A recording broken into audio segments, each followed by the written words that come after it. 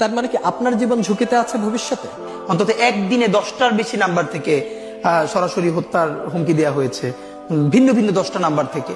সেই 10টা নাম্বার সহ শাহবাগ থানায় জিডি করেছি, এরপর থেকে আর এর কোনো ইমপ্রুভমেন্ট পাই নাই। তো এটা আপনারা আবার অনেকে মিডিয়া বলবে যে তাহলে আপনি জিডি করেন নাই কেন, এই জন্য করে রাখা। কিন্তু এই জিডি বা কোনো কিছু আমাদেরকে সুরক্ষা দেবে সেটা আমরা মনে করি না।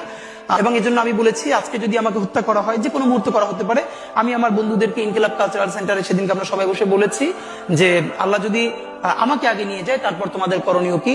আমি আমার পরিবার এবং আমার ভাই বন্ধুদেরকে ডেকে বলেছি যে আল্লাহ আমাকে নিয়ে গেলে করণীয় কি হবে।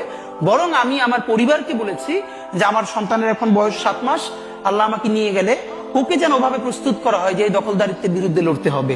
আল্লাহ ওকে যদি বড় করে ওর সন্তান দখলদারিত্বের বিরুদ্ধে লড়বে, এই স্পিরিট যেন ওকে দেয়া হয়, এটা আমি আমার পরিবারকে বলেছি। সে আছে। আর একটা মজার ব্যাপার হলো যে আমি যখন ইনসাফের লড়াই করি তখন তো সেখানে পরাজয়ের কিছু নেই। আমি বেঁচে থাকলে আমি গাজী হিসেবে লড়বো, আমি মরে গেলে শহীদ হয়ে আল্লাহর কাছে চলে যাব। আর আমাদের এই লড়াই তো হার জিতের কিছু, আমরা জিতের উপরেই আছি। আমাদের জীবন বেঁচে থাকলেও জিত, আমাদের জীবন চলে গেলেও জিত। আপনার তো হারানোর কিছু ছিল না, সুতরাং লড়াই চল।